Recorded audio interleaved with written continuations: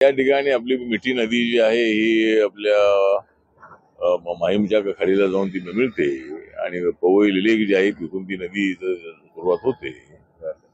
तर ही जी नदी आहे याच्यामध्ये मोठ्या प्रमाणामध्ये कचरा टाकला जातो आणि त्यामुळे पाणी तुंबलं जातंय आणि पूर्वी अनेक वेळेला या नदीला पूर आलेला आहे. पण आता सगळं त्याची व्यवस्था महानगरपालिकेने केलेली आहे आणि पावसाच्या अगोदर 31 मे पूर्वी हे सगळं काम पूर्ण करायचं असं महापालिकेने ठरवलेलं आहे. त्याप्रमाणे बीबी कन्स्ट्रक्शन नावाची कंपनी आहे, त्याला हे काम देण्यात आलेलं आहे. पूर्वी त्याचे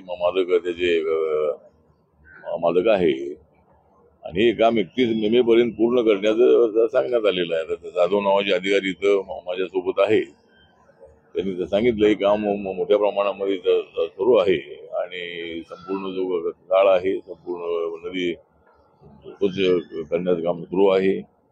पुन्हा मुंबईमध्ये पाणी तुंबणार नाही याची खबरदारी घेण्याचा प्रयत्न आहे. आणि काल माननीय मुख्यमंत्री एकनाथ शिंदे साहेब इथं आले होते, त्यांनी अधिकाऱ्यांना तसे आदेश दिलेले आहेत आणि महानगरपालिकेच्या वतीने जवळजवळ 42 कोटीचं कॉन्ट्रॅक्ट आहे. तर हे काम लवकरात लवकर पूर्ण व्हावं, अधिकाऱ्यांनी त्यामध्ये बारकाईने लक्ष द्यावं आणि पुन्हा मुंबईमध्ये पाणी तुंबणार नाही याची खबरदारी घ्यावी, अशा पद्धतीच्या सूचना आपण अधिकाऱ्यांना दिलेल्या आहेत. प्रत्यक्षात अजून कागदोपत्री फक्त नालेसफाई झाल्याचं दिसून येत आहे. मुळात अजून खूप असे बहुतेक नाले आहेत उपनगरात जिथे अजून नालेसफाई झाली नाही. तर या अधिकाऱ्यांवरती काही कारवाई वगैरे किंवा काही पुढे मला असं वाटतं की अधिकाऱ्यांनी लक्ष देऊन काम करणं अत्यंत आवश्यक आहे. महानगरपालिकेकडे बजेट आहे आणि मिठी नदी सोबत इतरही जे छोटे मोठे नाले आहे त्यांची नाले सफाई होणं अत्यंत आवश्यक आहे. त्याची कामं सुरू आहेत आणि ती कामं त्यांनी लवकरात लवकर पूर्ण करावीत आणि जे मनुष्यबळ आहे ते मनुष्यबळ वाढवावं आणि पावसाच्या अगोदर ही सगळी कामं पूर्ण करावी, अशा पद्धतीची आपली त्यांना सूचना आहे.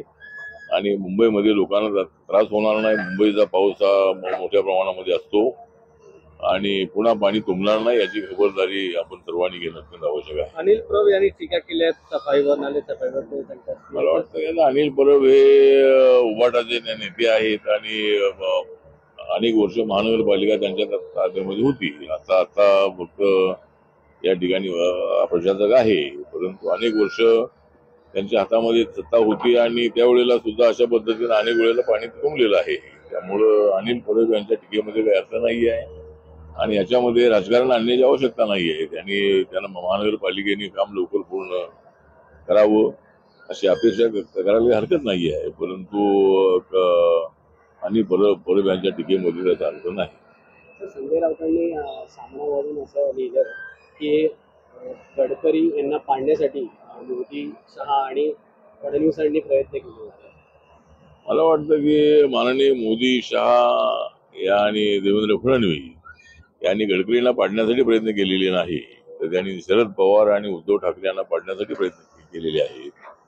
आणि संजय राऊत हे तसे साहित्यिक आहेत, ते पत्रकार आहेत, संपादक आहेत, त्यांना लिहिण्याचा अधिकार आहे, परंतु गैरसमज पसरवण्यासाठी त्यांनी अशा पद्धतीचं विधान केलेलं आहे किंवा त्यांनी असे आपल्या लेखामध्ये आपली भूमिका मांडलेली आहे. बीजेपीच्या नेत्यांमध्ये गैरसमज व्हावा आणि गडकरी यांना पाडण्याचा प्रयत्न काय करण्याचा प्रश्नच येत नाही. आम्ही सगळे गडकरींच्या प्रचारासाठी होतो, मोदी साहेब त्या प्रचाराला आलेले होते, अमित भाई आले होते, त्यानंतर देवेंद्र फडणवीस अनेक वेळेला त्या ठिकाणी होते, मी 2 दिवस होतो. त्यामुळे गडकरींना पाडण्याचा प्रयत्न हे लोक यांनी केलेला आहे अशा आरोपामध्ये बिलकुल तथ्य नाही. पण ही गोष्ट खरी आहे की शरद पवार आणि उद्धव ठाकरे यांनी काँग्रेसला पाडण्याचा मात्र प्रयत्न नक्की आमच्या एनडीने केलेला आहे. 4 तारखेला निकाल येणार काय अपेक्षा?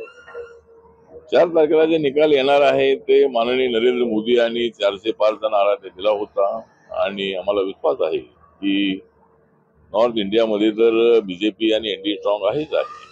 उत्तर प्रदेशमध्ये जयंत चौधरी आमच्या सोबत आलेले आहे, निषाद पार्टी आमच्या सोबत आहे, अनुप्रिया पटेल यांचा अपना दल आमच्या सोबत आहे, राजभर यांची पार्टी आमच्या सोबत आहे, आरपीआय बीजेपी सोबत या ठिकाणी आहे. त्यामुळे उत्तर प्रदेशमध्ये 80 पैकी 75+ जागा मिळतील अशी अपेक्षा आहे. महाराष्ट्रामध्ये जर आपल्याला पाहायचं असेल तर या ठिकाणी कॉम्पिटिशन मात्र जोरदार आहे आणि आम्ही सुद्धा अत्यंत चांगल्या पद्धतीने फाईट आम्ही दिलेली आहे. चांगले उमेदवार आम्ही दिलेले होते आणि त्यामुळे आम्हाला खात्री आहे की मुंबईमधल्या 6च्या 6 जागा आमच्या निवडून येतील आणि महाराष्ट्रामध्ये 35 ते 40 पर्यंत जागा आमच्या निवडून येतील अशी आम्हाला अपेक्षा आहे आणि देशामध्ये आमच्या 350 ते 400 पर्यंत जागा येतील असा आम्हाला विश्वास आहे.